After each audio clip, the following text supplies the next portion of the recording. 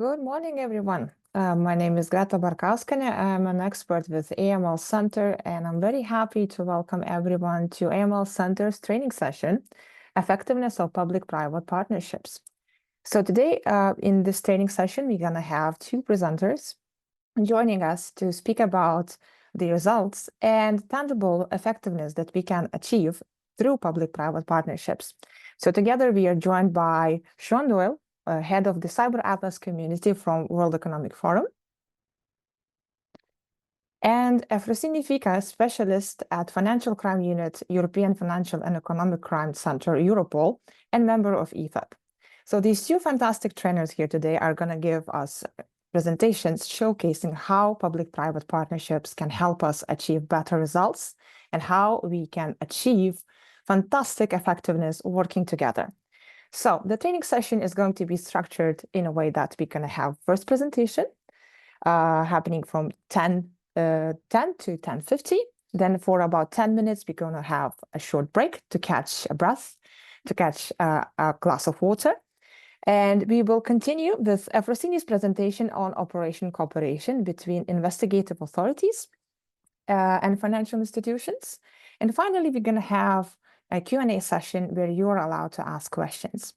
Before we begin, I will just run through standard rules that we have for these training sessions that everyone would feel comfortable and ready to participate.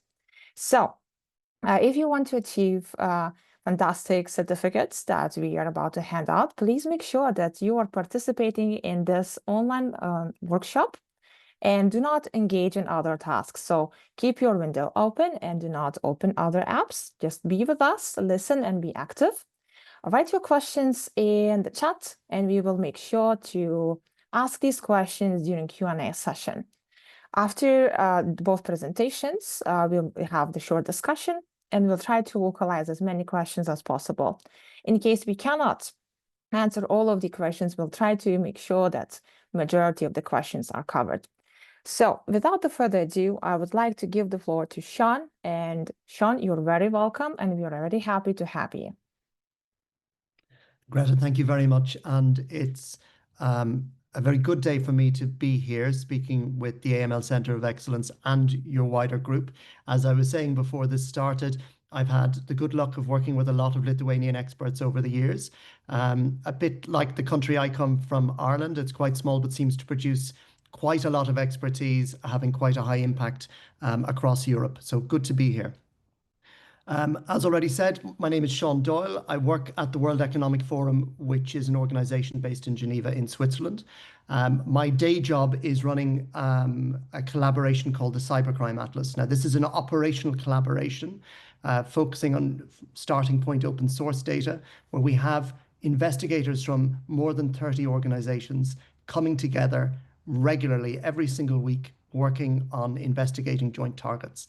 What we're going to talk about today is a bit about not just what the impact of this is, but how we're able to keep this kind of group working together.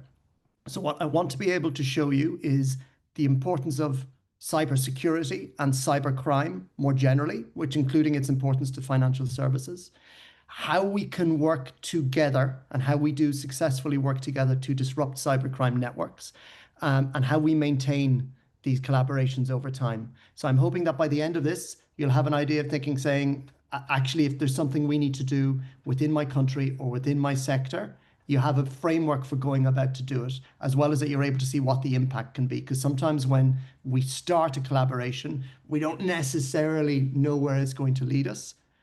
And that's okay once we have an idea of where that impact can be over time. So I'll start with a little bit about the World Economic Forum, as you may or may not already know it. The World Economic Forum is the Organization for International Public-Private Cooperation. It's a non-profit foundation that's been based in Switzerland for more than 50 years. It's best known for its public and annual meeting in Davos in eastern Switzerland, where it brings together government leaders, private sector leaders, academia, and civil society to try and work through some of the shared problems that we're dealing with across the world. So why we're dealing in cybersecurity and anti-cybercrime, I think it comes down to that fact that the ability to disrupt cyber criminals and cybercrime networks generally sits with government agencies, particularly law enforcement. Law enforcement is usually stuck within one particular country. It cannot move around. It's not that easy for it to collaborate. So even within the Baltic states, you might find that it's not automatically that there's a free flow of information between authorities in Lithuania or Estonia. And once you get further afield, it becomes more difficult. So the response is often isolated within one country. But the great thing about, from a criminal perspective, the great thing about cybercrime is that you almost never go after a victim who is sitting in the jurisdiction in which you are based. So if you're sitting in Eastern Europe, you'll often be targeted by Russian-speaking gangs who may or may not be based in Russia, but ultimately they're not based in Lithuania or Latvia or Estonia, and they're based outside of jurisdiction. If you're sitting in another country, you might have to worry about Anglophone groups coming at you from the UK or Ireland or the United States. And they, again, will generally, with exceptions, not go after targets within their own jurisdiction. And this means that what you need is collaboration, one between the public sector, between government agencies across states. But then the next step, you have to bring in the private sector. And that's because the infrastructure that we all use for the internet is usually held in private sector hands. So this is being based off the infrastructure. This call and webinar is based off infrastructure run by Zoom. Most of us are using something connected to Microsoft or Apple. And then there's a plethora of companies that hold additional expertise on cyber criminals and how they operate. So for us to really understand what's happening and be able to act on it, we need to help coordinate activity between law enforcement in different countries and then between law enforcement and the private sector. Everything from cybercrime and technological expertise to anti-financial crime expertise and the ability to trace and seize assets. So that's the World Economic Forum's role. We have these very public events, but then on a day-to-day basis, we're hosting meetings a bit like this, developing communities of groups of experts who can begin to trust each other and work together operationally. Now, what we're going to talk about today is not just the role of financial services. I want to really get a view in the round of how we go after these groups, how we go after these criminal networks. But I want to underline now that at every step of the way in the activities we undertake at the Cybercrime Atlas, financial services providers, whether that's crypto or fiat, banking or payments, play a very important role. And what we're going to talk about today, it's based on two things: our direct experience of trying, succeeding, sometimes failing with the Cybercrime Atlas, and also a large amount of interviews and research undertaken with operational leaders in law enforcement and the private sector, and who are part of our Partnership Against Cybercrime community. So what you'll be getting is kind of some of the raw experience that we have with the Cybercrime Atlas, but also based on real operations and real experience from international police and Interpol and Europol, also from nation-state police ranging across Southeast Asia, like the Royal Thai Police, Indian police on a state level as well as a federal level, and then city police like the London Metropolitan Police, as well as working with our partners. Now, I'll put up links to these reports later, but ultimately this research is all open for you to look at. The framework for how to build these collaborations is in our Disrupting Cybercrime Networks report from this time last year, and our most recent public output from the Cybercrime Atlas was published in October. So there'll be more on this in a bit. I want to give a bit of context for those of you who have nothing to do with cybersecurity or cybercrime. I want to give you a bit of context as to why this matters, and that'll bring us to why it impacts your job as well as, frankly, your day-to-day lives. Anyone who uses a smartphone is going to be affected by this type of crime. Now, every year, for the 8 years that I've been in the World Economic Forum, we undertake a very broad set of research into risks called our Global Risks Report. Now, these are the results from 2025. Purple is usually connected to cyber. It can be anything like disinformation, adverse outcomes of new AI technologies is one example given here. Ultimately, what these adverse impacts usually mean criminal use of these technologies. While the exact details will change every year, because we ask a slightly different question, ultimately, cybersecurity or cybercrime risk comes up every year in the top 5 to top 10. So this is no matter who we ask or no matter how we ask the question, we are getting leaders from academia, from government, from business saying, this is a serious problem for us. They're thinking more about cybersecurity, but when we dig into it a bit more deeply, we find that it's actually more going towards cybercrime. So last year we took the data from our global risks report and we went to chief information security officers, chief technology officers, and heads of government agencies responsible for this kind of work. So it might be a national cybersecurity agency or by law enforcement. And we said, okay, you're worried about cybersecurity. What does that mean? And when we come down to it, they're coming down to ransomware, which is seizure of your data by a criminal group saying, pay us some money or we release the data or we destroy it. They're then looking at supply chain disruption, which is another way of saying a ransomware attack on an organization we work with. So if you think about trying to take a flight recently, a lot of Western European airports were shut down because they couldn't do baggage handling. The company that they relied on to tag suitcases was the victim of a cyber attack and couldn't operate. Similarly, about 18 months ago, hospitals in the United Kingdom, in London, shut down. Surgeries had to be stopped. And I think it's the first time where we have definite proof of people dying due to a cyber attack. Not because the hospitals were attacked, but because the companies that did the blood tests for the hospitals were attacked. So this is a supply chain attack. It's someone that you rely on for a service. So it's another way of saying ransomware. And then the other one is cyber-enabled fraud. And this is one that is growing and growing and growing. This comes up more with CEO and minister levels because they are likely to be impersonated. They are likely to be people that either are the victims directly of things like deepfake impersonations, or deepfake impersonations of these individuals are used to trick their staff into either transferring money, accidentally releasing data, etc. So we know that when people talk about cybercrime, cybersecurity, it's a top risk for everyone globally. And when we dig into that, what they mean is going after cybercrime. And payments, particularly crypto, but payments and banking are kind of key to doing something about this. So yes, we can take down their technical infrastructure. Yes, we can take down servers. Yes, we can make arrests. But actually the primary pain point that we consistently see with these criminal groups is the ability to seize and take their money. And whether we want to seize their assets or whether we want to see who they are and where they are, following the money trail through banking, payments, or crypto really is key to that.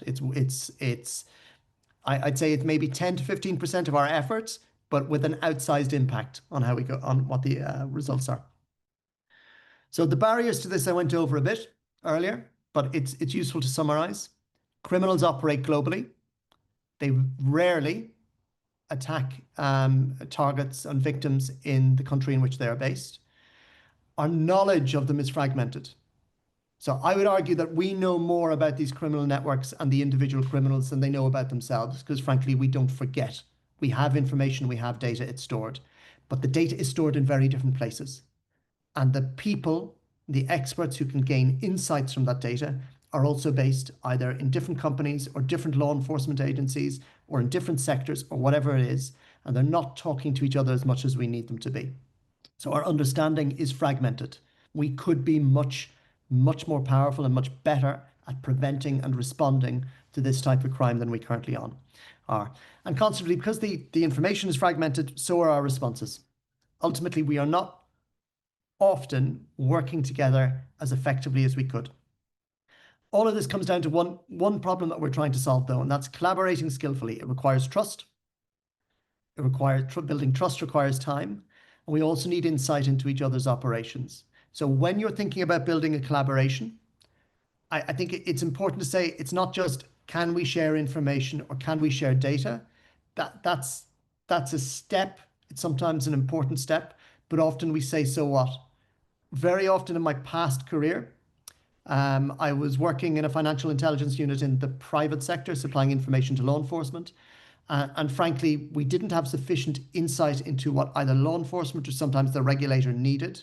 And we would give them plenty of information, but most of it was useless because we didn't quite understand how it was going to work, how it was going to be used. And what we find when a collaboration works well is that we've not just developed trust, but we have the collaboration working on an operational level in a way that people understand how information is going to be used and what levers can be pulled. That's what allows us to actually do something when we're working together and have an impact. Really getting insight into which organization can do what and which individuals in that organization have the authority to make decisions and things like that. What I'd like to make clear is there's very little point in collaborating for the sake of collaborating.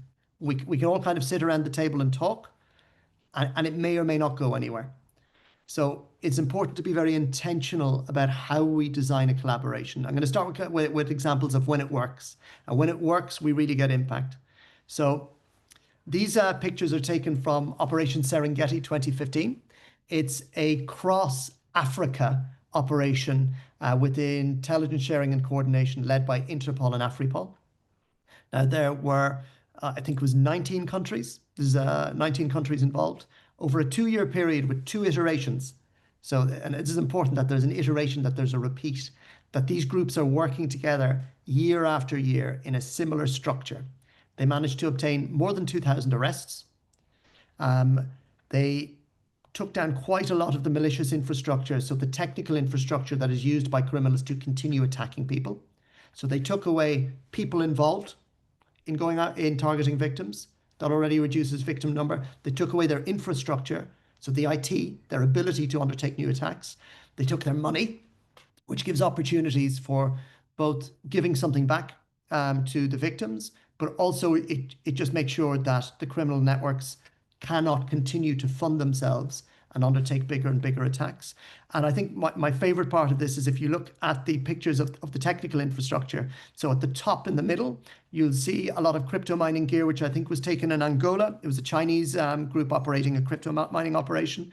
But below that is electricity generators being used by organized crime groups. I can't remember in which country, but the generator was sufficiently powerful that law enforcement were able to donate it to local villages and create a power system for them. So giving light, energy, all the things you need to keep your village running, make sure that kids can go to school, etc. So at every stage of this collaboration, we're thinking about what we can do to disrupt criminals, protect victims, so stop new victims from being created, and give something back to them. And the idea is to create a disruption that isn't just for this week, but that can last months and months and months. And while I don't have the data here, there's very good research from the University of Edinburgh showing that when you take down the infrastructure of one of these groups, that, okay, the crime rate might continue to move on a flat line, so it doesn't remove all crime, but the growth rate drops. The growth rate in crime drops from a kind of exponentially high to a flat line for a period of months and months and months. So that's a real impact on a lowering of victim numbers, and also gives you time to encourage some of the younger groups and criminals and IT experts out of this criminal activity. What I'd like to look at as well on the two images on the far right of my screen, where it looks at the Operation Serengeti stats, you'll see that you have 7 and 9 private sector partners. Now, most of these are individual companies, but within that is also the Cybercrime Atlas, where we have a group of 30 companies. So it's being counted as an operational partner. But I think the important thing is here that actually year on year, it's the same partners. So you're seeing the relationship develop. And I think that's part of why you have a much higher set of arrests, money taken, and just general disruption in 2025 than 2024. That as people got more and more used to working with each other, they simply got better at doing it. They got better at working with each other. The level of trust increased. And trust increases the level of fluidity of information sharing and of operational sharing and all of that. And also people got to know who could do what. So it's not just that you're in the room for a reason. Now, I think it's worth talking about these collaborations and how we sustain them over time. There are a lot of really successful ad hoc operations.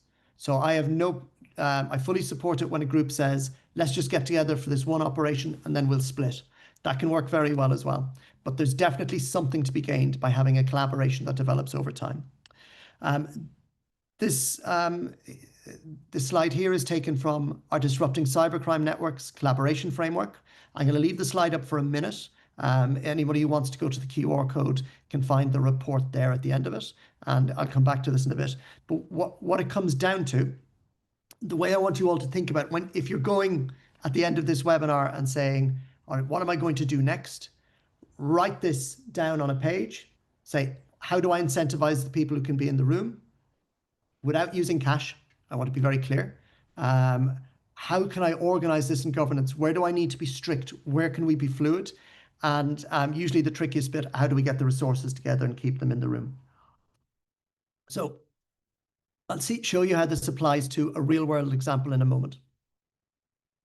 This is back to my day job as the lead of the hosting of the Cybercrime Atlas. So the Cybercrime Atlas, as you can see on the right, there's a list of our private sector partners. We've got about 34. They range from very well-known global multinationals like MasterCard, like Microsoft, Banco Santander, to ones that you may not be as well known to you, certainly outside of Europe, like Lemon Cash is a crypto exchange based in Uruguay and Argentina. Sayari is a small corporate intelligence firm with great specializations when the work we've been doing on scam farms in Southeast Asia. And then some of our tool providers. And what all of these are doing, basically, the reason those companies are there is because they have a clear role in the kill chain. Either they are providing insights that we cannot get elsewhere, or there is something they can do with those insights. So once we've got research, they can do something about it. So the way this group works is we have the same problems with information sharing as any other group of private sector firms. There will be restrictions based on privacy. There will be restrictions based on commercial sensitivity. There will be any number of restrictions that mean that they can't usually share data. So what we wanted to see is, can we develop new and valuable intelligence simply by getting their best investigators in the room and having them work on open source?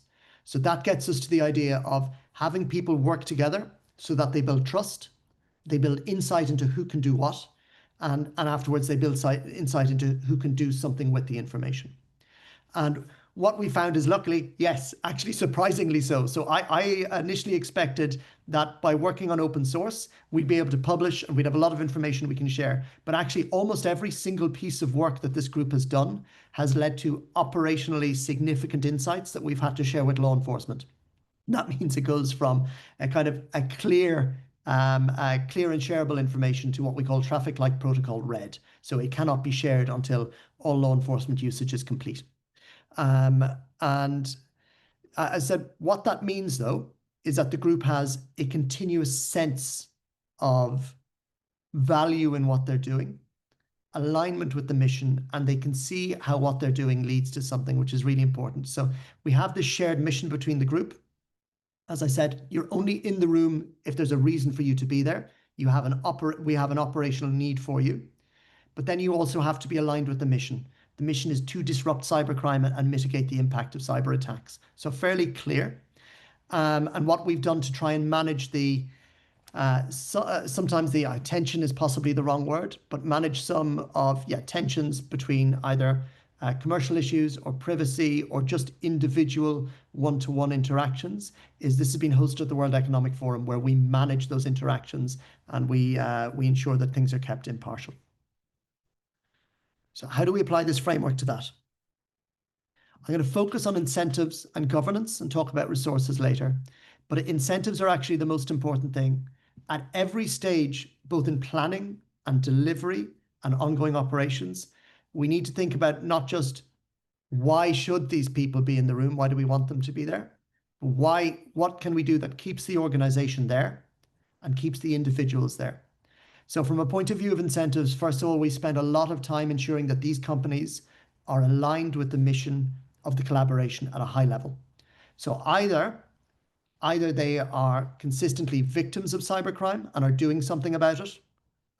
So any of the banks there will be targets of cybercrime, and they'll have quite mature and well-developed and sophisticated cyber threat intelligence teams, as well as anti-money laundering teams and anti-fraud teams. So they have a lot of insights that they can share and develop. They also have the expertise in the staff.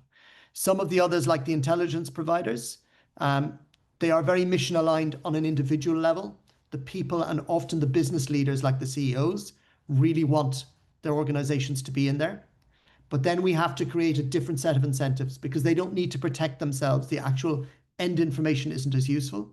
So the very fact of them having their staff in working with some of the best investigators in the world is an incentive in and of itself. So we have people who are aligned with mission, that they're getting an output from this that helps them protect themselves in some cases. Others are helping train their staff and keeping them aligned. Others are helping test their tools. Our tool providers have been fantastic. Everybody here is providing us with tools or people on a voluntary basis. And for the tool providers, they will get feedback from, again, very sophisticated users on whether their tools are doing the job for us or not. So we're providing something back that benefits everybody. And we've thought at every stage, whether it's looking at individuals, companies, and the type of company, what we can give back to them that keeps them in the room. That means when it comes to them asking questions of, do we put our time and resources here in the Cybercrime Atlas, or do we put it somewhere else? They have every reason to say, let's continue to put it in the Cybercrime Atlas. Now, to be very clear, we're a non-profit, and we are very strict that nobody can commercialize the work of the Cybercrime Atlas. So it's a non-commercial incentive, it's a non-monetary incentive, but it's really quite important. The other one is organization and governance, and I put this next because it feeds into the incentive structure sometimes. So there are some areas where we need to be super strict. I mean, really very tight on how we govern the work of this group. Our information security is one, our cybersecurity is another, and how they handle information and how they classify information is another one. So we are basing our work on open source intelligence, which at a starting point is not sensitive. But the assessment and the insights that this group can develop from it are extremely sensitive. They can lead to arrests, they can lead to takedowns, and they often go to law enforcement for further usage. So we have very strict rules on that. We have very strict rules on how they take on a case, what requires that to take on a case. So to give you an example, we focus very clearly on crime. We don't look at state-led espionage. We don't look at things that are outside of our ability to investigate, that are outside our capability. So for instance, we do not cover child sexual abuse material because we don't have all of the expertise for that in the group, but also I don't have the ability to give the volunteers the necessary protection to deal with that. So we have to be very clear about what our capabilities are, what our mission is, and what we need to govern tightly and freely. So as I said, security of information, how we manage data, super strict. But then where we're much more free-flowing is in how the experts work together. We have largely let them develop their own ways of working, and that is partly because it's leading to results, but also it's an incentive. I started as an investigator and I loved it, really loved it. But the thing is, ultimately, you're always told what to do. You're told what you get to work on. You're told who you work with, and you're told how to do it so you can create things to an evidentiary standard for who you're working with. In this case, we have a group drawn from all across the world. They come from different working cultures, different types of expertise, and we gave them the freedom, with some supervision, to develop their own ways of working. And this sense of freedom and autonomy, apart from letting them experiment and getting results, it's just a nice way for them to work. So that's why I say your organizational structure can become part of your incentive structure. And it's really important to think about incentives as you go through. The other one is resources. So resources is men, women, and machines. And again, for some of the tooling, the machines, we've created an incentive structure which makes organizations want to work with us, want to share their tooling. For time and resources, we've had to be quite strict. And that means that we have to get clear commitments from organizations that they're providing us with people, that the people are actually given the time to do the additional work, and that they're not burning out. And this is a constant because ultimately, particularly with the private sector groups, they always have their day jobs. And we're trying to create a space where they want to work in addition to that, but also that ensuring that their company is giving them that extra time. And that's something where we actually have to consistently, as we grow, look at how we are structured and how we operate. It's one of the more difficult things for us to get right, is this constant changing balance. But we can create incentives there. Some organizations like the Cyber Threat Alliance, which is a similar a similar collaboration based in the US, very long established and very effective, have league tables for who is giving the most information. These kind of you can set up these kind of things that create a sense of internal competition as well as collaboration, so that people see that they should be contributing and should continue to contribute. Now, I think it's important to say we have this group in the room, and what of it? So what? There's a so what to getting these people in the room. We need to keep them in, and that means there has to be an impact to the collaboration. So the question we always have to ask is, are we more than the sum of our parts? And here's where we come to the difficulty with these collaborations. You do have to measure what you're doing, because it's difficult to do that with a group that are very different, because they'll have different needs in measurement. One thing you can measure is outputs. It's my least favorite, frankly. So this is from a snapshot from earlier this year, where we'd have 13 intelligence packages, 17,000 data points shared, and we supported 4 cross-border disruptions, which are publicly known. So we have supported more than that, but 4 of them are publicly known. This kind of data can be super important for, let's say, a listed company, where they can use this to show in their annual reports that they are supporting non-profit activity or non-commercial activity. It's useful-ish for our internal work to show what our production rate is. But let's say when you see 13 intelligence packages and then 17,000 data points, it's a really small part of the story. So 13 in each of those intelligence packages for the 13, that's actually a relationship. That's a relationship with an end user. It might be the community is using it. It might be a relationship with law enforcement. But it's not just here's a report and we drop away. It's a dialogue, and these intelligence packages are built in a forward and back. So each of these things is showing you how we've been developing an operational relationship with an external body. The community vetted and actionable data points, I think this is useful. It allows us to explain what we're doing. And this is what I want you to think about with your collaborations. How do you explain what you're doing? Depending on how you view it, 17,000 data points is a lot, or not very much at all. But the important thing for us is that they're community vetted, that these are created by people, not machines, that these people are experienced, and they view these data points to be of high value, that they will lead to something. And the disruption campaigns, that is important. It's showing that we are having an impact on the real world. And show what this means in practice. So I showed you a list of 30 plus companies earlier. On an average month, this is what the data point, the actual metrics will look like. We'll see that we get contributions from threat intelligence, from a group that might work in criminal infrastructure, pure OSINT, hardware security, whatever it might be. You'll see financial services end up with about 11%. And I said they tend to be 10 to 15 or 20% in any given month. But the point is that you're actually getting a lot of contributions from everybody. So there should not be anybody in the room who is not providing something. And that pie chart can look very differently each month.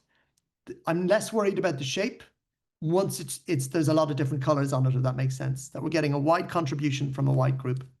I can see I have to move on through time. And the reason for that is that allows you to create something new. Here's how we know we're creating something new. I said we were an operational partner for Interpol's Operation Serengeti.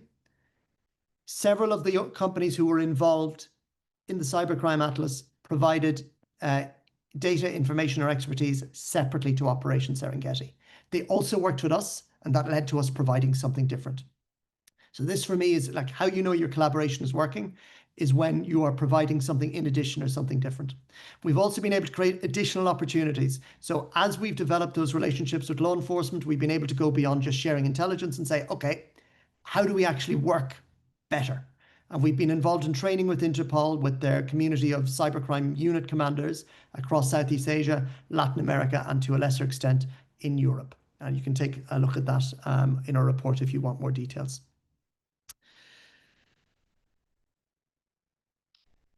In addition, what I said was that our investigations has gone from being an OSINT, open source and free exchange of information group, to something that has, because it's producing so consistently intelligence that can lead to an arrest, their information started going from TLP clear, things everyone can see, to TLP red, very restricted.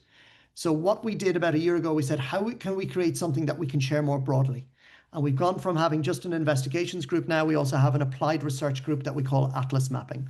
They look at shared problems. So things such as emerging technology threats. In the bottom left, you can see face swapping or deepfakes. We'll release our first report on that hopefully in December, if not January. It's currently in editing. But what we can do with applied research with a community like this is say, okay, we undertake our open source research, but then we can test it. We can test our findings. So rather than being a company focuses on threat intelligence or on AML intelligence or whatever else, saying, here's what we see in the wider world, we can do here's what we see. Now let's test it against our systems. Let's go take our red team, our internal hacking team, and see if they can use this information to go after the systems in a bank or in a payment company or whatever it might be. And we have done this, as I said, the results will be published later this year. We've done this in relation to deepfakes. And that allows us to come back with findings that are much more applied, saying, here's what we see, here's what it means, here's what we can be doing about it. And what we're in the process now of doing is saying, what can we share with the community and what can we make public?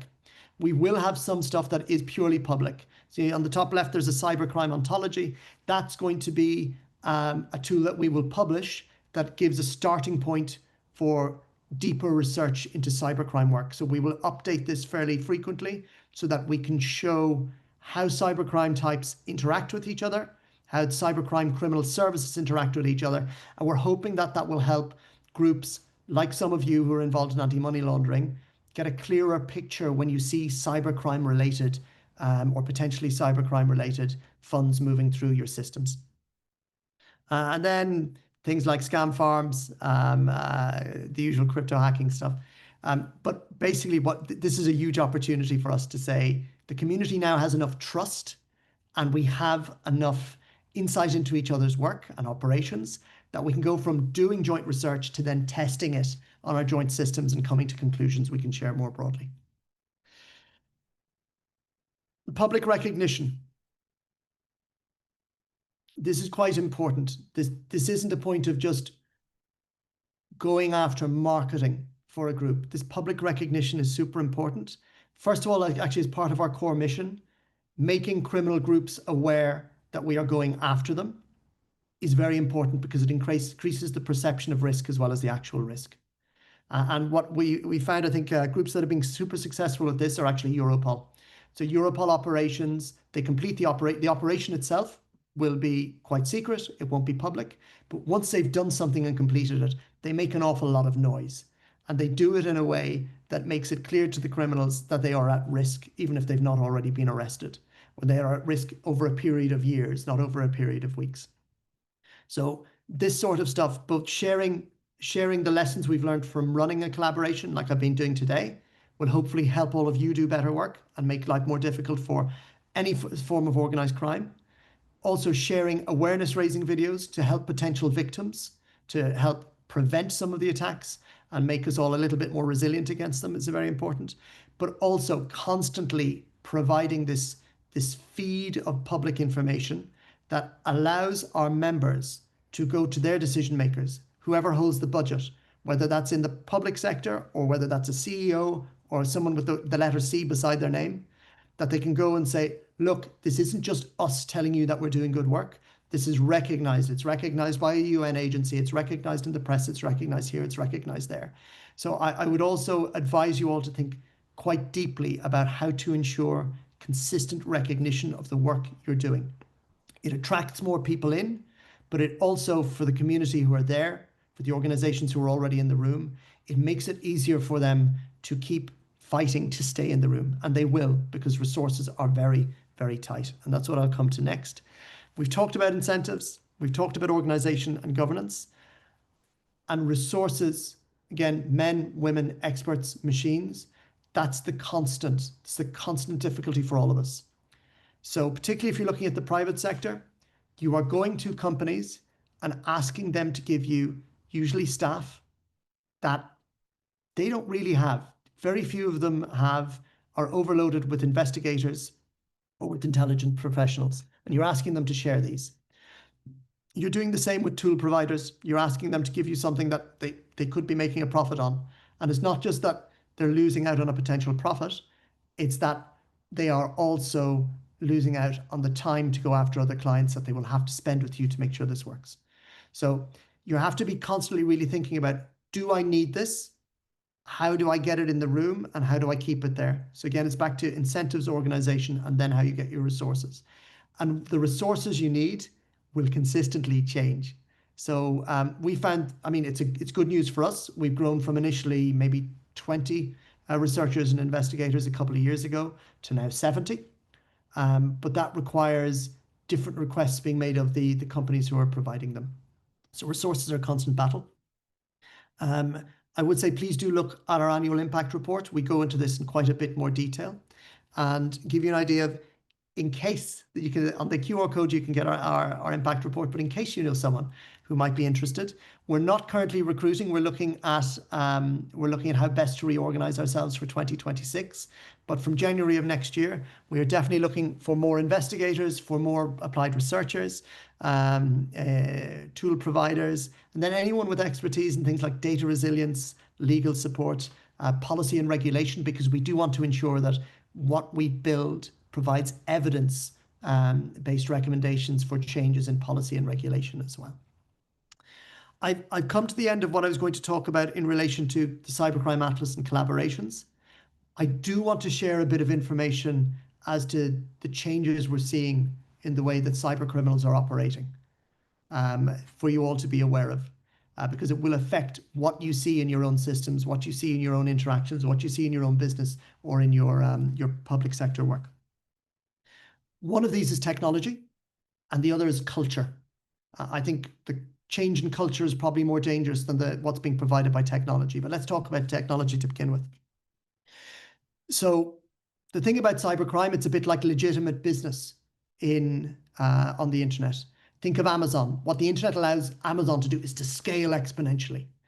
And it's the same for criminal enterprises, that the internet provides the opportunities to scale exponentially. And now AI tooling, whether that's large language models or things such as deepfakes, or the two put together, allow things like particularly fraud to scale exponentially. So a couple of years ago, we might have looked at scammers. You have, let's say, the example of the Tinder swindler. This is a man who was able to use the dating app Tinder to defraud a large amount of very intelligent women, which I want to make very clear. Victims of fraud are usually people you know, and anyone can be a victim of fraud. So I want to make it clear that the victims are usually perfectly intelligent people. The Tinder swindler was able to go after about 20 victims. Now, when police raid a scam farm in somewhere like Cambodia or Myanmar or wherever they might be, Indonesia and the Philippines, they are finding screens where one individual is able to go after multiple victims at once via their phone apps. And that is supported by deepfakes, and it's supported by large language models.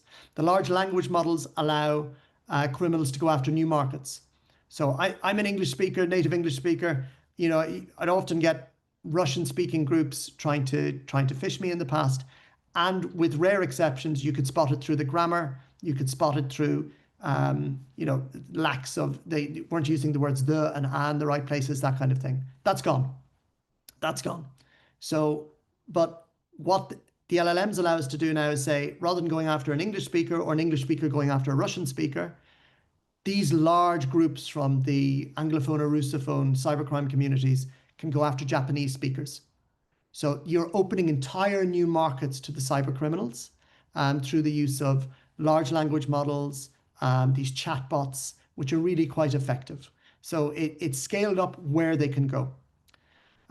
It's also going to speed up how attacks happen. So the AI company Anthropic released a report, I think this week or last week, showing that they'd identified what they believe to be a state-backed group using AI tools to speed up their attacks. Now, I think speed is important. The attacks weren't hugely successful. I think maybe 5 out of 30 companies, which is not a bad hit rate, but it's not enormous. But the point isn't that AI was being used. The point isn't that AI was particularly successful today. It's that it sped up the number of attacks that could be taken. It meant that the amount of time you needed a hacker or a criminal to be involved in the loop went down from hours or even days to minutes. That's what changes. It allows for a great scaling up in attacks. The other thing, while this is a worry in and of itself, I'd say that what we're seeing, particularly among Anglophone criminals at the moment, is a huge change in the culture of cybercrime. So when I've been working in investigations in AML for more years, like at least going back 15, 16 years, and been focused on cybercrime the last 8. And when I started 8 years ago, it was still rare to see an attack in a hospital. It was still rare to see an attack that looked at disrupting services. Most of the attacks were, we have your data, please give us some money, or we will release the data, and that will be bad for you commercially or reputationally. Over time, what we've seen is this acceleration in cybercrime as a service. So the very sophisticated hackers who used to be doing all of the work themselves said, this is now quite high risk for us. Police are getting better at arresting us. Let's sell our services, break up the supply chain for cybercrime, and sell our services to other criminal groups. So that, again, it's about expanding the criminal market. You have criminals who are not very technically sophisticated coming into cybercrime. And with the difference between these criminals who are less technically sophisticated is that they are more used to violence most of the time, and they are less interested or less careful about the impact on lives lost, lives changed, lives damaged than the previous generation of cyber criminals.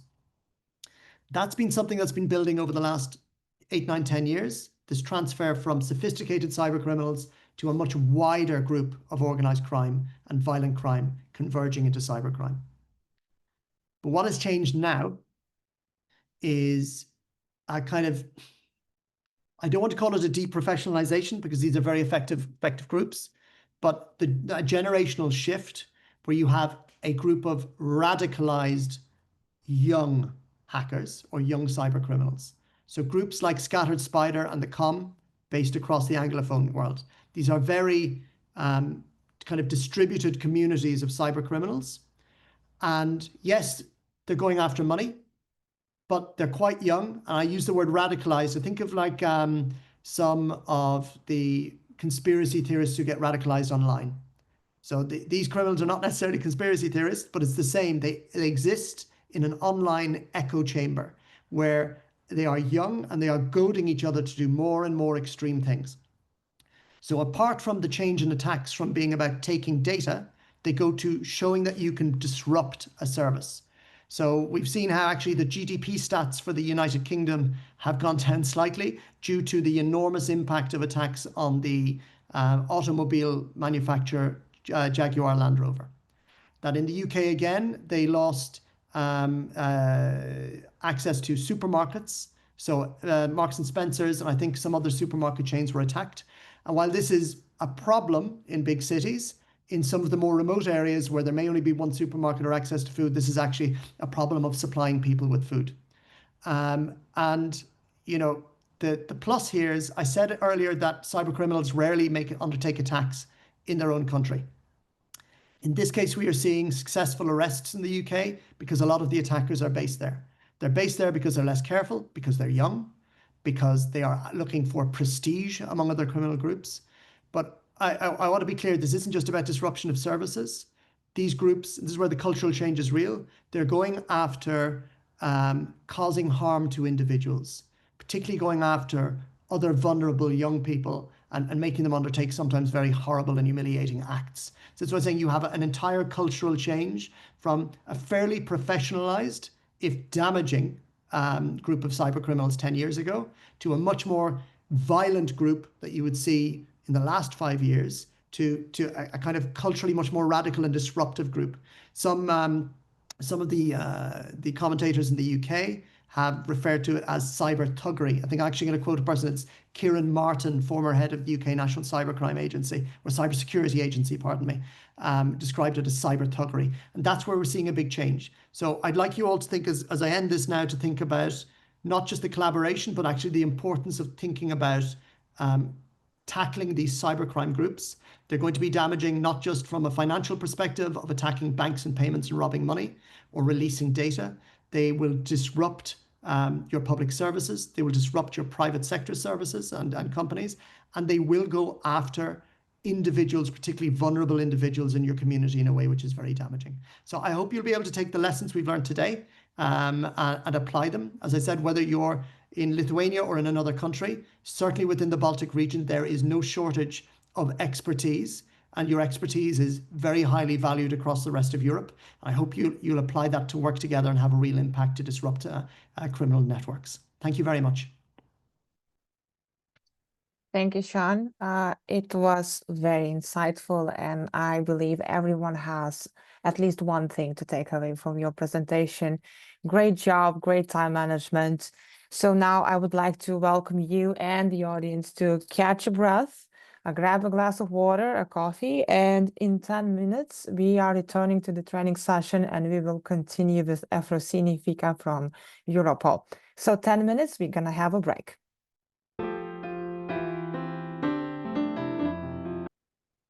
Welcome back.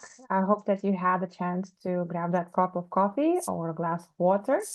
And we from AML Center side, we are very excited to continue with this training session.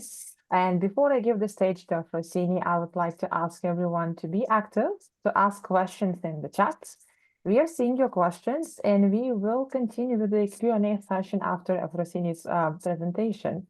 So take notes, be active, and Efrosini, you're very welcome. The floor is yours. Thank you, Greta, and good morning, everyone, and thank you very much for joining us today. I look forward to sharing these insights with you and answering your questions. My name, as Greta said, is Efrosini Figa. I work for the Europol, for the European Financial Economic and Financial Economic Crime Center, EFEC, and my main project is to support the EFIP Secretariat. So, as we know, the landscape of financial crime is becoming more complex and global every day. To tackle these challenges, effective PPPs have never been more critical. So, together we are going to explore how these partnerships can be effective in sharing actionable intelligence and create a more secure financial system. So let's start. I want to start my presentation by presenting some key points from the organized crime scene in Europe nowadays. From the EU SOCTA report, that's the Serious and Organized Crime Threat Assessment that is published by Europol every 4 years. So these figures are really breathtaking because across the EU today, more than 800 high-risk criminal networks are actively operating, and they involve more than 25,000 people. These persons are criminals, and let me stress, these are the most threatening ones. They are not the full picture of organized crime. So despite their differences, these groups share 3 defining characteristics. First of all, they are agile. They exploit every gap in the legal economy. They create or they hijack legitimate business structures to facilitate crime, and they hide their assets and launder their money. They are flexible. They can turn challenges into opportunities for them. So that is the experience that we have from the recent geopolitical crisis, where criminal businesses continued as usual, and they are very resilient against law enforcement disruption. And this is not a simple threat landscape. This is a complex, fast-moving ecosystem. And organized crime is increasing, and violence is increasing.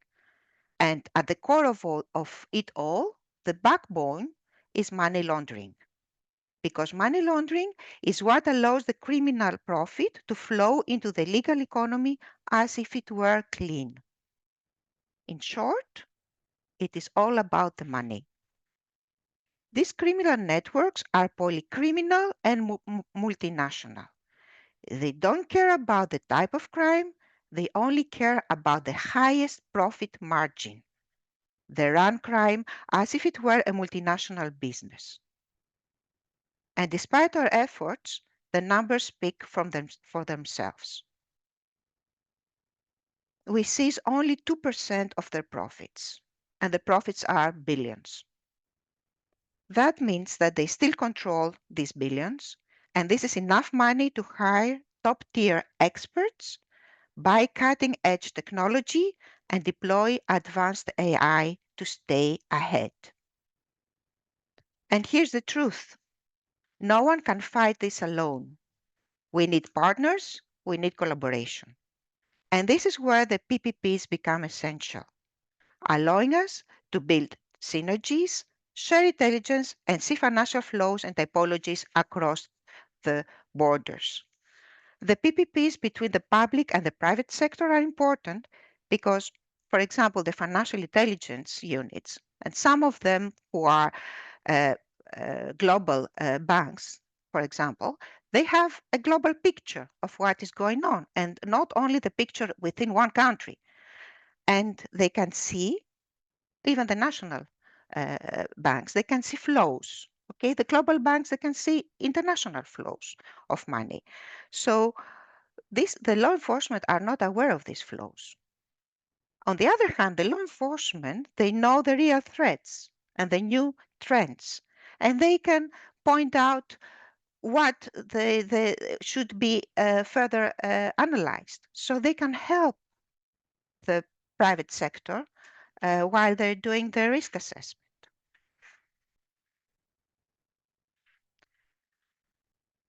So in that sense, PPPs are critical, and they can become a very important tool for our analysis and our fight against organized crime and money laundering, especially based on the new regulation on EML and counterterrorism financing. I would like to present to you EFIP, which is the Europol Financial Intelligence Public-Private Partnership, and it is the leader at its field. It's considered to be, it's acknowledged by the public. It has a huge public recognition, and it's acknowledged to be the leader at its own field. It's a very successful PPP. So EFIP is a member-driven community, and it started as a small project back in 2017, a small project of Europol, and continued the journey to become a large, mature, and dynamic group. Nowadays, EFIP is not Europol anymore. It's a community by itself with a clear structure that I will present in a while. And Europol is only chairing the steering group and the secretariat. This unique trusted community is based on the three pillars: the law enforcement, the banks, and the FIUs. Most of these banks are global banks. We have clear structure, we have strict rules, and we have 5 objectives that they are agreed from every member of our community. You can read these objectives in your screen. I will not get into the details of that, but I will say that everything we do is driven by a simple question. And this is, what can we do tomorrow better than we do today? And indeed, EFIP is a huge community. You see here that we have over 100 institutions from 30 countries, and I can tell you that today we have a steering group and 3 more applications will be assessed. So it will be more institutions and more countries. And I understand that the question is, okay, you have all this, but how can this be effective? Yes, it is indeed a big challenge to motivate all this community because we have different actors. As you can see, we have law enforcement, the 3 main pillars who are our members. I will repeat them. They are the law enforcement, the financial intelligence units, and the financial institutions. And the national PPPs, and then we have a list of observers. The observers include some international organizations. You can see the list on the right, like Interpol, the Institute Now, the Institute of International Finance and the European Banking Federations, they are our permanent members because they are the ones who were involved as from the start when EFIP was funded. But the rest of them, the European Court of Auditors, the European Banking Authority, they are our observers, and many more. And as you can see, EFIP is no longer limited within Europe. We have members from different countries, trusted third countries, such as Canada, USA, and Australia.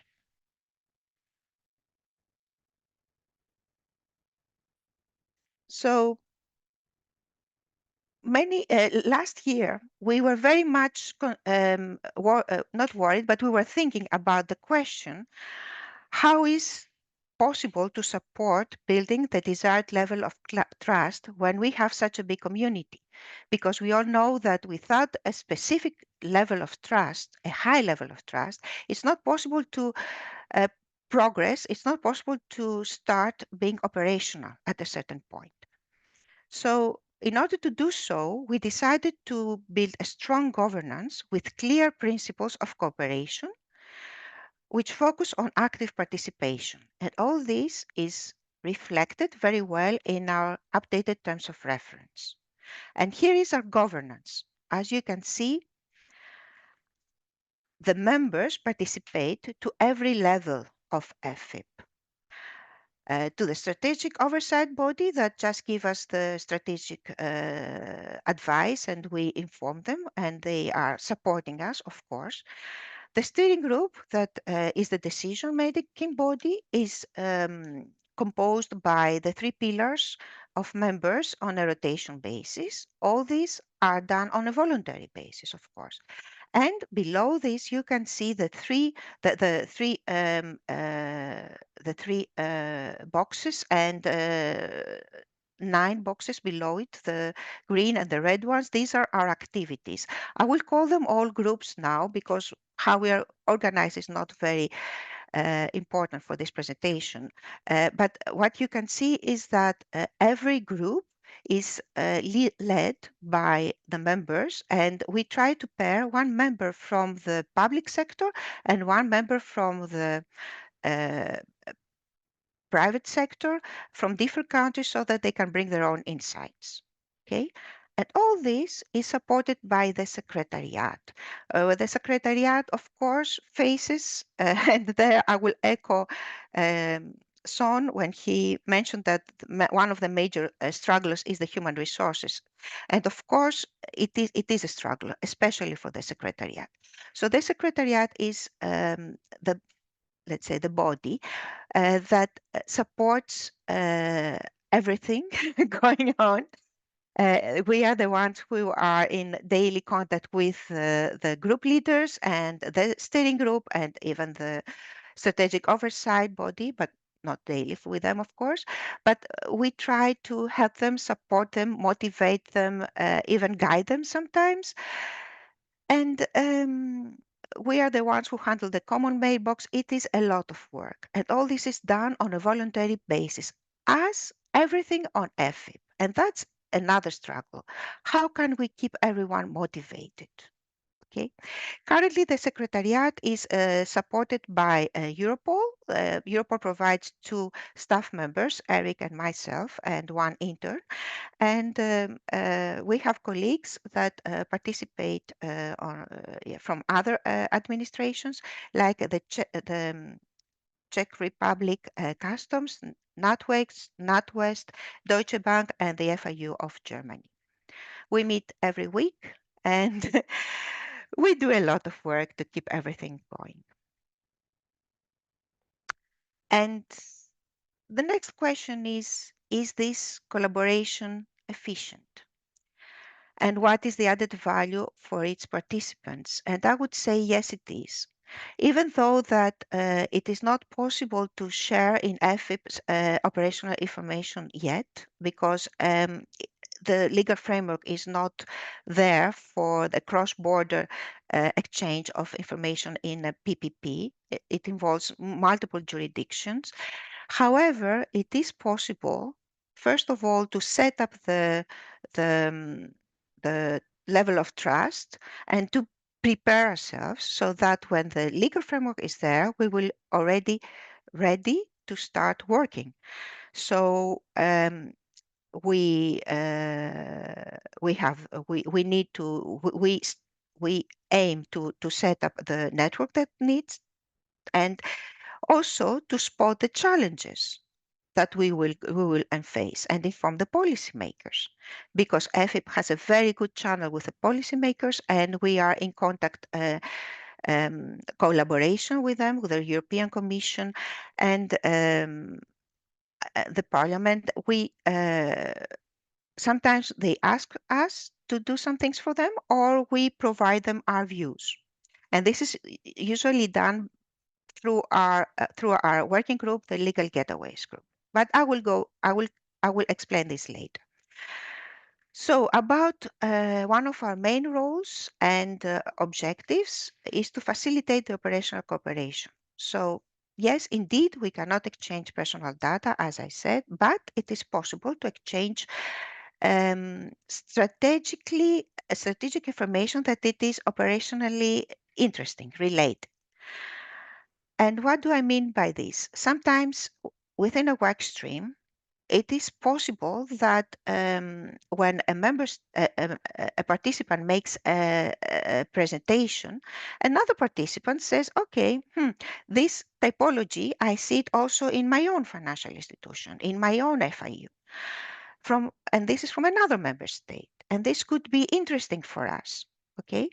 Then our work as EFIP is to bring the right people into the room from the law enforcement, the relevant law enforcement from those member states that are involved, the financial institutions from those member states that they are members, or the FIUs, bring them all together in one room with specialists from Europol, of course, and any other European institutions that might be needed, depending on the case, and discuss what could be the possibility of starting an investigation.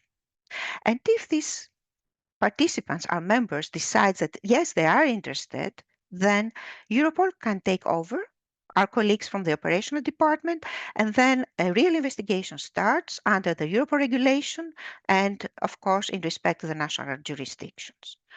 So even though that we are not directly involved in operational cooperation for the time being, we very much have become the trigger of such investigations, and then we can provide added value in tackling the financial crime with tangible results. Recently, we had a big case on underground banking, which is still ongoing, and it is a huge case, but we have more others, but that was just an example. So another work, another work that another task that is very important for us is to support the exchange of expertise and innovation within our community. And we try to find innovative tools and analytical techniques that can help our members to become more effective. And this is always on a cross-border basis, which means in between different member states. And also we started a series of trainings. This was something that came up as a demand from our, as a request from our community. And we started a very successful series of trainings on THP, where the drivers of the THP work stream, they organized a series of learning sessions to the financial institutions, and they explained how they could use our report and our KPIs, and how they could integrate them effectively into their financial risk assessment systems. We act as a hub for PPPs, but also for national PPPs, but also we collaborate with many international organizations like the WOFPER Group, the Egmont, FATF, the international or independent investigators. There are a lot of organizations that we are in a recurrent collaboration with. And also, what is very important for EFIP and the added value that we bring to the European society is that we are a platform for quick reaction to crisis. And this has been proven on 3 occasions recently, during the COVID period, when the Russian-Ukraine war started, and also when we had the Israel-Hamas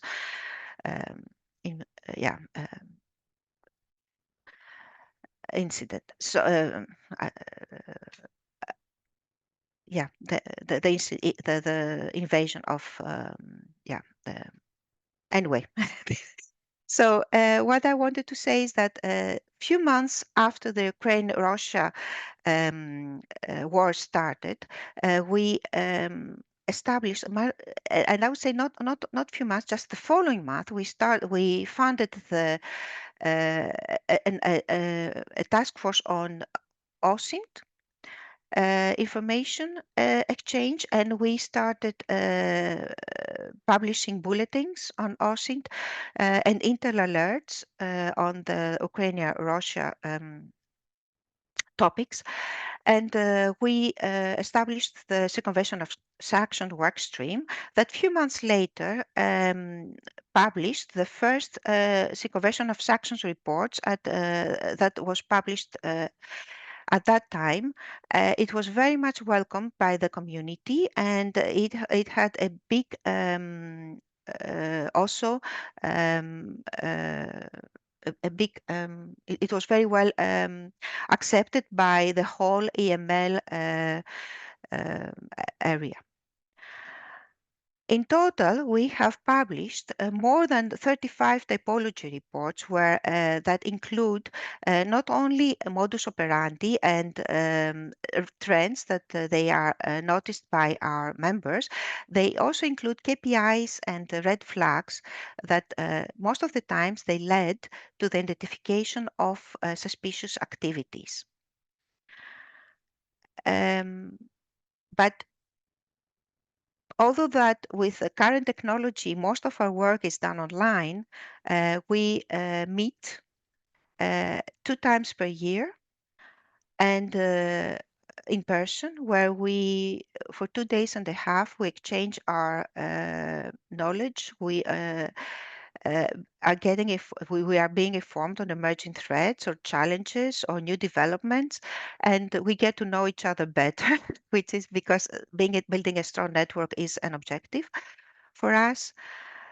And one time we meet online, and also every year we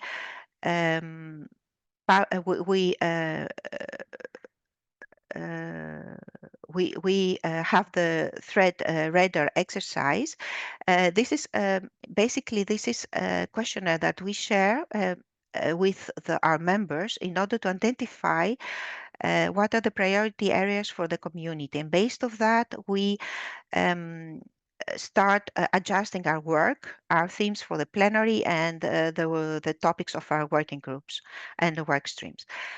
However, this threat radar is very much appreciated by the European Commission and by other policymakers and AMLA because of its very good methodology and the outcomes that they are used for many different reports, not only from EFIP and our members, but also from other international organizations. So in total, we have published 50 OSINT bulletins. These are very much, these were very much welcomed by the community, but for the time being, the OSINT task force is not active. It will start again under with a broader task as from this year, next year, and we have 6, and they have also published 6 intelligence alerts. These alerts on that they are actionable intelligence, they are published every time one of our members sees that there is something interesting to share with the community. We do this very quickly. And for example, we published one on suspicious crypto email addresses. But I think that although that this is what I can tell you about what we have published and what is the added value that we can see from EFIP, because all these are tangible things. What is most important is that our participants are a part of a strong network. And this network provides them the possibility sometimes to find solutions on the daily work, because they can always call a colleague and ask, how do you deal with this? What is your opinion on this problem that I'm currently facing, these challenges? How did you overcome it in your organization? And this is very important added value that we should not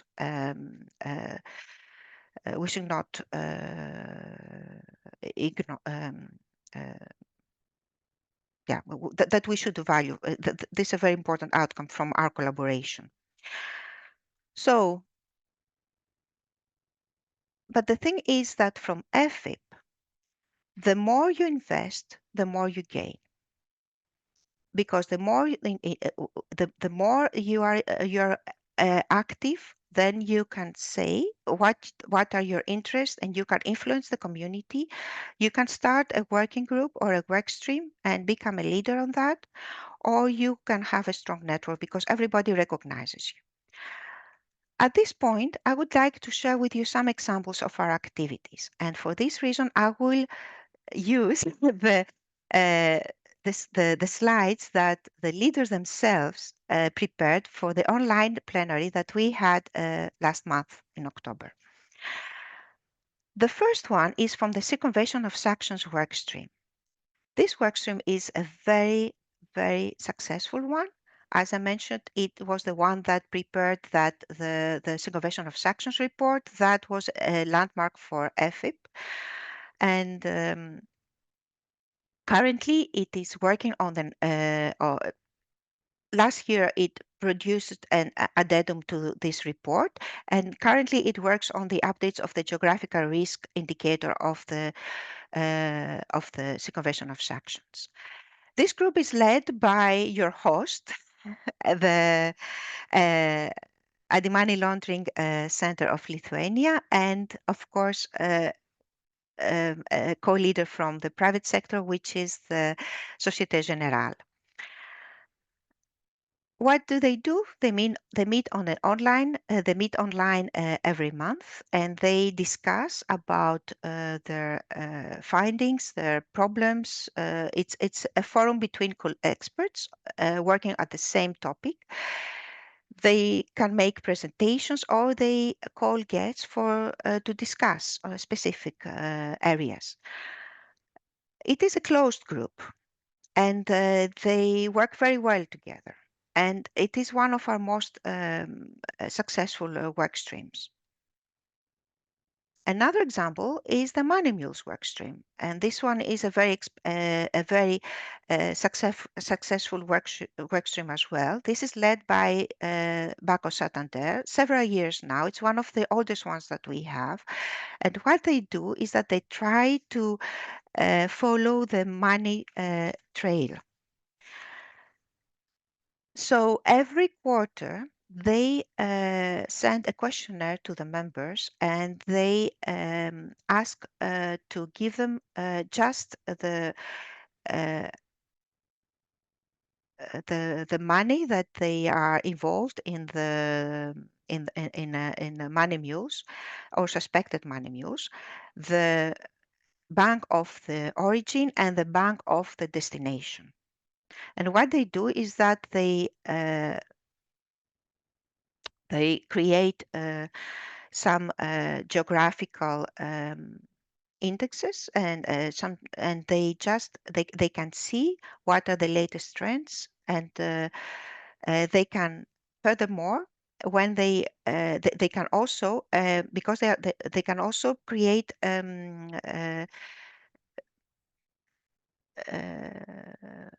statistics that to compare the analysis from previous years, so they can see the progress and the trends on money mules.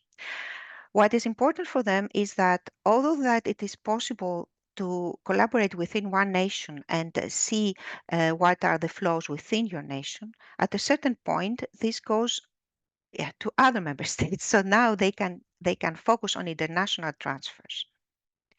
And according to the legal system, it is possible to start bilaterals after that. And this is very important because this group provides the opportunity for several investigations to start.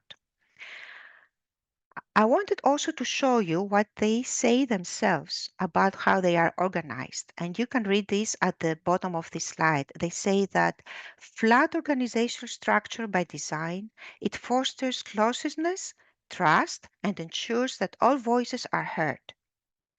And beyond the meetings, we strive for participants to get to know each other, build connections, and share information openly and fluidly. And this is exactly the core value of AFIP. It describes it perfectly because although that we have strict rules and strict governance because we need to organize ourselves and work together efficiently within our work streams and our working groups, our members are free to work and express themselves as they wish. Now I will present you another type of working together, and that's the crypto asset work stream. Here, the organization is different because what the objectives are to learn from each other. The experts want to be informed of what is going on at this field that changes very, very quickly. They want to bring the most the best experts to help them enhance their skills, and they want to raise awareness on what is going on this field. So this is a group with lots of participants, many experts. Experts are persons or organizations that they are involved in one specific work stream. They are not members of or observers of AFIP, but they are participating to this group easily only. And we want these experts we added this term of experts as a possibility to participate we added to the terms of reference of AFIP as a possibility to participate to a work stream easily because now the group leaders, they can invite these persons to provide them their expertise without having to go through all the legal, not the legal, but all the administrative procedure that we need for someone to become an observer or an AFIP member. So they meet online. As you see, they had meetings on different topics almost every month. And on top of everything else, they created several trainings on topics that are interesting for them.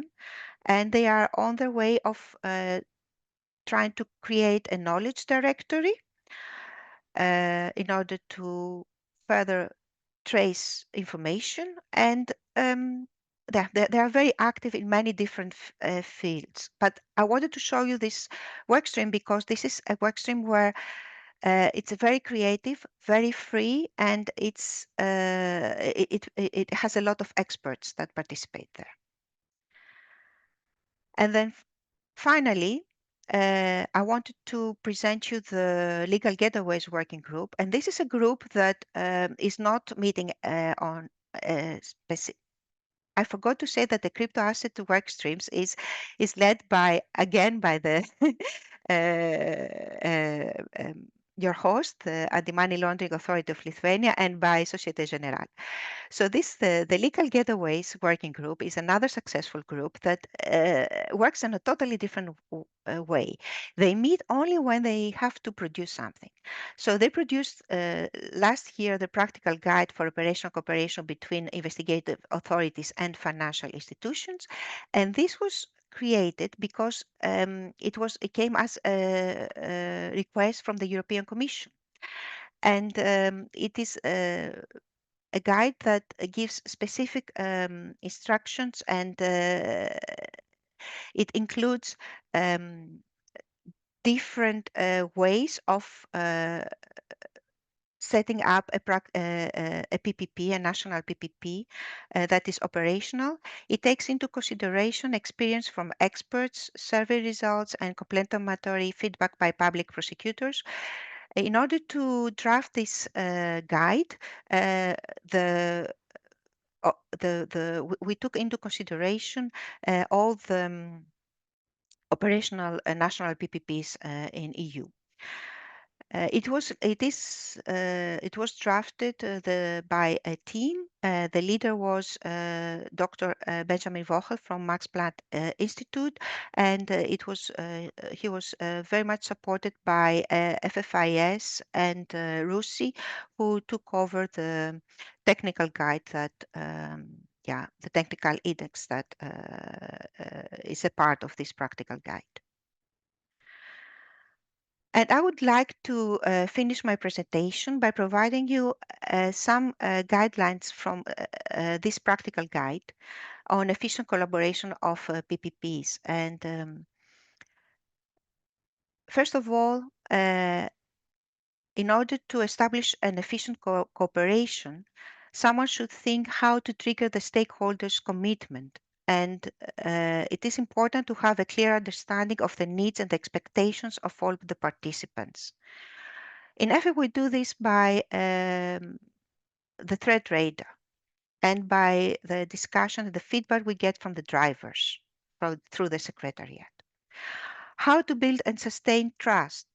It is important not only to have a clear governance, but also to build personal relationships in order to underpin the confidence of the participants.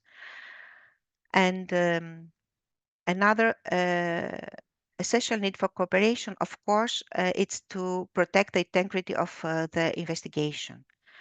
This is very, very important, and the necessary precautions should be taken into consideration, especially to prevent the abuse or accidental loss of shared information. About the practical rules for cooperation in general, start small and with realistic expectations. This is exactly what we did back in 2017 with EFIP. Set up a governance structure, including all the stakeholders. That's a member-driven community where our stakeholders, they participate to all the levels of our governance. To select our participants in line with operational needs. In EFIP, we don't seek to grow, just to grow. Every time we receive an application, we just reflect what they could bring to the table and how they could be important or useful for the community. You need to have reliable and dynamic terms of reference, and the dynamic here refers to the fact that no terms of reference are perfect and no PPP is perfect. We should do our work better tomorrow than we do today. We have to protect the shared data, and last but not least, we need to lead by example, because this is one of the basic rules to gain the confidence and the respect of the community. So with this, I would like to finish my presentation. I hope you found it interesting, and I'm here to reply to your questions. Thank you, Afrosini. It was very insightful. And separate thanks for mentioning AML Center's efforts. We are really proud of being co-drivers of 2 work streams and adding to that mutual effort. So thank you, Afrosini, for noticing that. And if I may add, your contribution is not limited to that. You have fintechs and financial institutions participating to EFIP who provide valuable information, and in general, and Lithuania is one of our strongest stakeholders. Thank you so much. That's really, really lovely to hear. And I'm really happy on behalf of Lithuanian National PPP that we are showing our efforts and our voices are being heard. And actually, if I had to take two key points from both of the presentations, what I really loved is that, well, EFAP is making sure that everyone's equal and everyone's voice is being heard. That's so important when we have these mutual efforts towards better results. And I really liked one point that Sean made, mentioning about the flat crime rate when we are effective. Yes, it's still there, but it's not going up. It's so important to mention that flat crime rate is not bad. It's actually showing that we are effective. Now, if you both have a few moments there left to spare with us, I would like to open a Q&A session, and we have quite a few questions that I would like to start asking on behalf of the audience. And I would like to begin with you, Sean. And first question that came our way was about the biggest barriers that we need to tackle to strengthen public-private collaboration. What are they? And idea to work out all together. So could you please address that one? Certainly. So I'll focus on the word strengthen, how to strengthen these. And I'll keep it a bit narrow because this is something we could spend hours on. But two things are just really ensuring that you're showing impact. So it's to keep in mind that all of the partners, whether it's people or organizations who are there, that they need to be able to show what's happening with their time. That can be difficult with our work because a lot of it does need to be kept relatively secret and confidential, but just creating ways of showing that impact so people can go and explain how they're using their time. Back to the people, one of the difficulties we've encountered is really scaling up trust. So for this to work beyond a small group and for it to be resilient, we need to find some way, and trust usually doesn't scale. So this isn't something where I have a magic formula for you. But what we have done in that case is we've looked at creating a couple of different work streams that are interlocking in the sense that the results, each piece of work stream, the results support another. What that allows us to do is to create core groups in each work stream where the core group knows each other quite well. And if we move people either from one work stream to another or bring in new people, that they're vetted and people say, okay, we know the organization is vetted and we know this individual comes with the CV behind them, so they can start working a bit more quickly. So thinking about that, what that really does is anchors an organization in. So you might have, for us, we'll have groups involved in investigations. They might also be involved in the deepfake research or involved in our cryptocurrency research or involved in the ontology development, whatever it is, there's something else to keep them there that links very closely to the main mission and has an impact. And another reason to think about that is you will have churn of staff. So this can be because people get tired, there's fatigue with collaboration, they get bored of doing the same thing. So we need to be able to move individuals from one piece of work to another from time to time, or be in a position where the organization involved can provide new staff because someone has moved to another company or whatever else. Yeah, thank you for that great answer. Actually, scaling the trust, that's probably the problem that we all have working with public-private partnerships. Now we have another one very interesting to you, Sean. It seems that criminals are scaling their operations while utilizing the technology, while we collaborate to fight back. Do you see criminals collaborating in a similar way, or is it more business-like operation where one group is providing service to the other for the fee? So it's both. Look, the criminal groups have some big advantages and some real weaknesses compared to us. So on the advantages, they don't have to worry about data protection. They don't have to worry about privacy rules. They don't have to worry about which country they're based in. And that allows them to collaborate on a kind of business relationship level quite closely and quite freely. So there's a definite business relationship. They're usually in it for the money, as well as sometimes for prestige and status.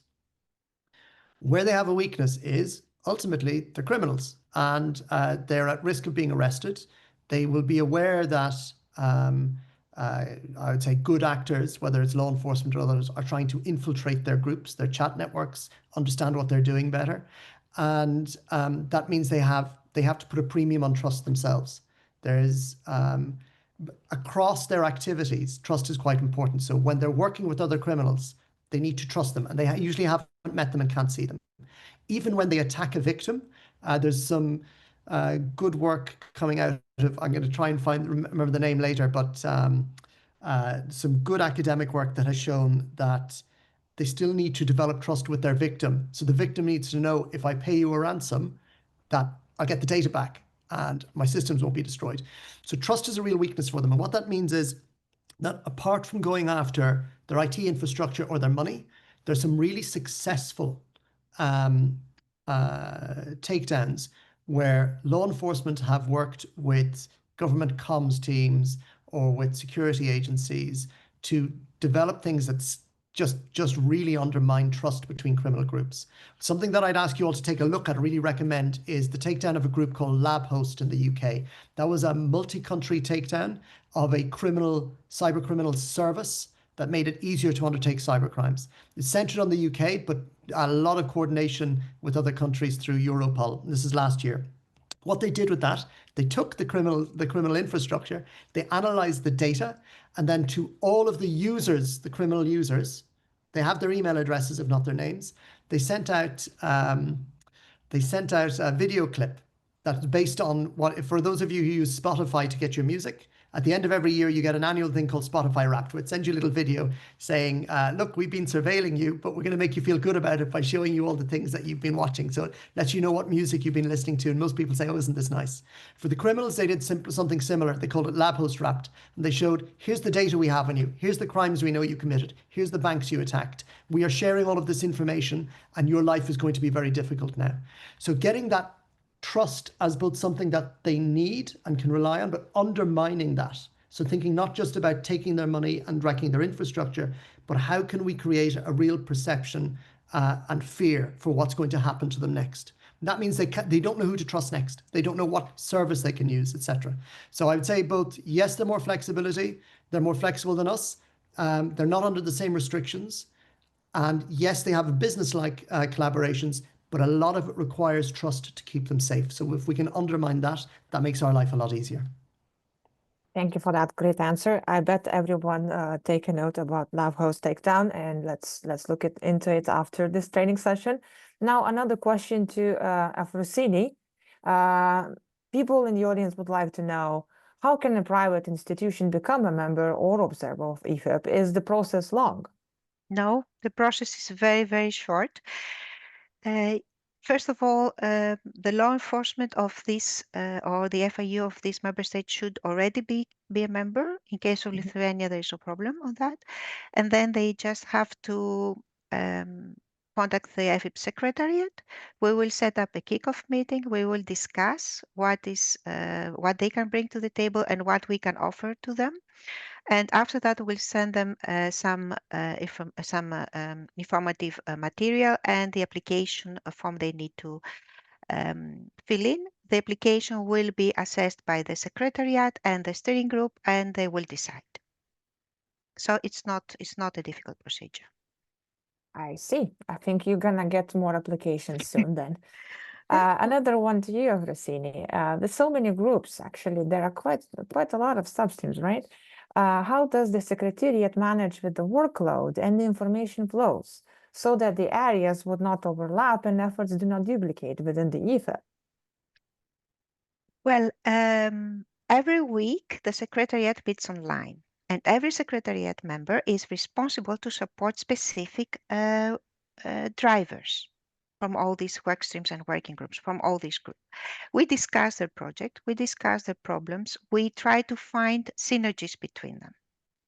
And this is how we tackle this. The workload is huge, indeed, but we somehow manage for the time being. Thank you for that answer. Actually, managing probably is one of the greatest challenges for us all, but we try, right?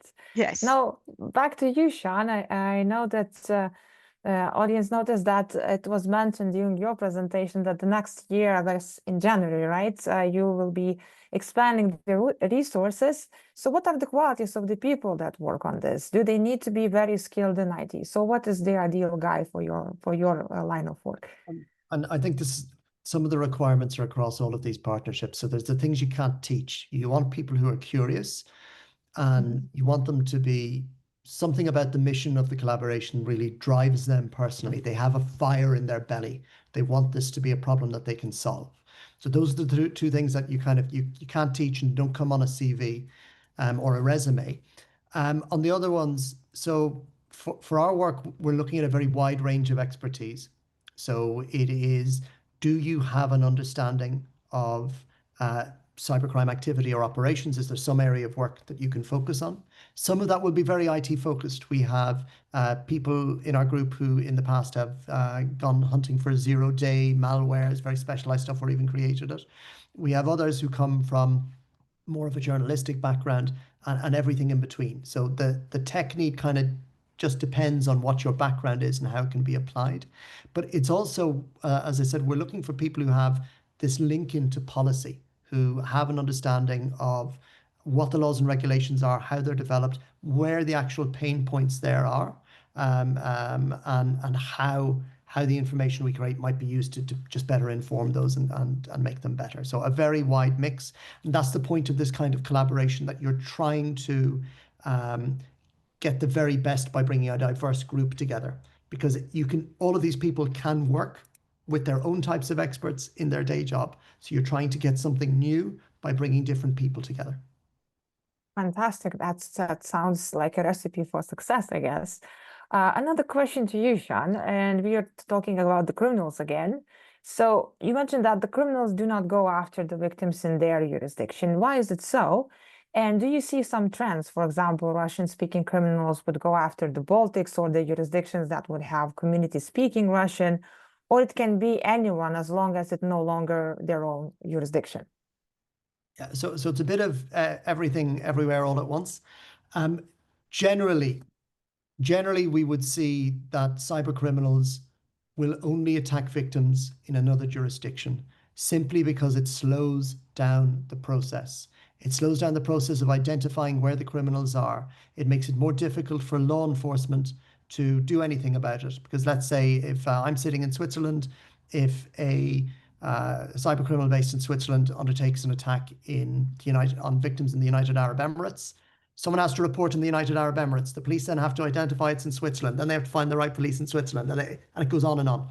So it creates a lot of friction that makes it easier for the criminals to operate. Now, some of them do operate in their own jurisdictions. The cyber thug type groups that I mentioned earlier, the likes of Scattered Spider and the Com, the attacks on Jaguar Land Rover in the UK and going after individual victims. This is very often actually in their jurisdiction. That's why we're seeing higher levels of arrest. I'd say the same with Russian-speaking groups.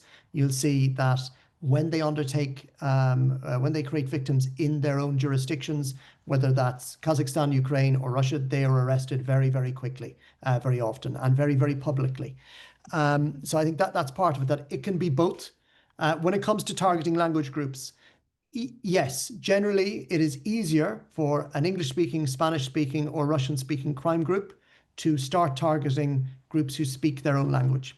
What we saw with Russian-speaking crime networks is that they tended to break up a bit more around nationality lines after the full-scale invasion of Ukraine in 2022. So you'd have a lot of Russian-speaking groups connected to Ukraine who will not work with groups connected to Russia now, very understandably. But I'd also keep in mind that ultimately criminals they're a type of parasite, and they will look for opportunities, including in war. So while there might be breakups in either English speaking, based on either in the UK or Australia or America, or Canada, if politics aren't going well, and you see the same with Russian speakers, it doesn't mean that you won't see individuals who just do not care and will work with whoever will provide the service to help them create victims. So that's one thing I'd say. Another one I'd want to give an example of is, let's say I was speaking to Swiss school kids a couple of weeks ago, and I asked them how many had been approached by scammers in the past month. Every single one of them put up their hand. And all of these were groups that we could very quickly, just looking at what they had, these were groups based out in Southeast Asia. So Indonesia, Philippines, the countries around Thailand. And, what I would say there is that ultimately, because of the technological changes, anyone can be a victim. You will see groups who are particular preferred targets. With relation to, let's say, Russian-speaking criminal groups and the Baltics, I would say yes. Countries like, let's say, Latvia, which have a lot of Russian speakers, they are probably targets. They are target victims because they're there. They're, if you're based in the Russian Federation, you can be sure that the authorities there don't really care if you are making life difficult for Russian-speaking victims on the other side of the border in Latvia. As to whether there are other criminal connections, I don't have any particular data on that one. But for the question on victims, yes, your Russian speakers are definitely there. I said earlier on the changes the AI technology brings. I would say that what that means is that Lithuanian speakers, Estonian speakers, Latvian speakers who would have been lower priority targets because of the difficulty of translating, that may change. I haven't seen evidence that that has changed, but that could now change. So please keep that in mind as well.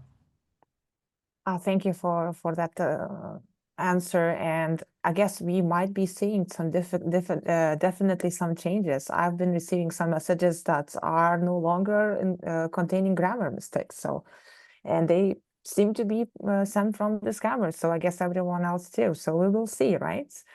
But technology brings us challenges, and it also can bring us solutions, right? Okay, another question for Efrosini, and about the reports and bulletins that can be accessed publicly. So we want to know, are there any reports produced by EFIP that can be accessed by everyone that participated in this training session publicly?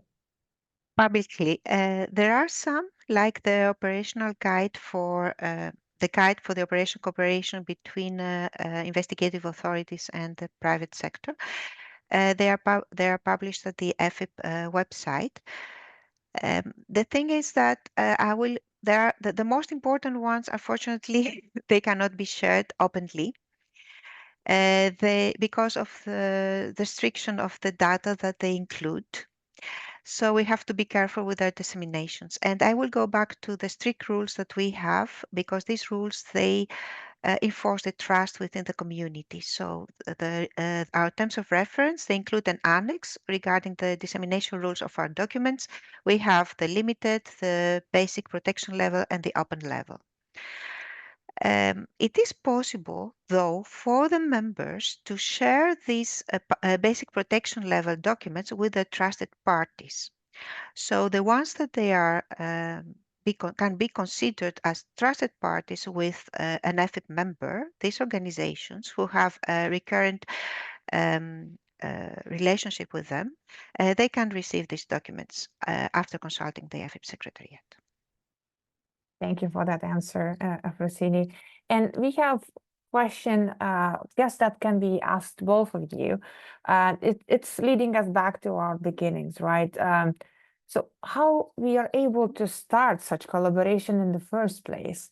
It might take quite some time to trust each other, and we were speaking about trust quite a lot, and to know each other's processes, etc. So what is that catalyst that starts the public-private cooperation? Efrosini, you were speaking, so maybe you can add a few thoughts on that one. Yes, I would propose to start small and with a clear objective. Work on a project, create a success, and then based on this success, other people with a word of mouth, other organizations would like to join, and then choose your partners.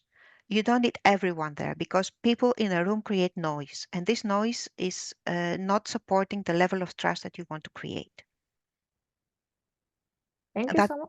Yeah, that would be my start. Yeah. Sean, maybe a few thoughts from you, how we are able to start this. Yeah, so in full agreement with everything that Efrosini has said there. What I would say as well is that think about what is it that we can already build on. So there are already a large number of collaborations and also models for doing it. I keep pointing out the work being done in Europol, because whether it's cybercrime or anti-financial crime, they've been very successful in becoming a hub that helps accelerate that trust process. So they will probably be able, organizations like those can help you identify what's already there, what's already working, and whether they're already what I would call champions in your jurisdiction. who are a bit ahead, and then make sure that those people, those champions, are in your room, because getting it together at the start really requires quite a lot of energy. And getting more people in, a bit like Efrosini says, it's about creating success and then a fear of missing out that allows people in other organizations to go to their executives and say, look, this is working, you should give us time, we should be in that room. And then you get to decide who should be in that room. But it's better to have people coming to you rather than seeking them out. Fantastic answers. And we have one final question, and actually it's a very timely question, because we spoke a lot about building trust and scaling our activities and seeking for the results. Now let's speak a little bit about the future. And we see the huge AML package with AML regulation, 6th directive, and AML regulation. And obviously, we are wondering how it will impact information sharing between law enforcement and financial institutions. A few thoughts on the future and AML regulations within the EU impacting that.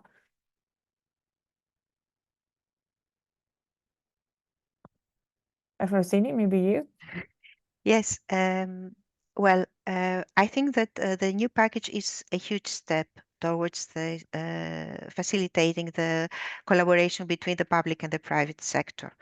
And it sets up some clear milestones, like the creation of AMLA and the unified regulation.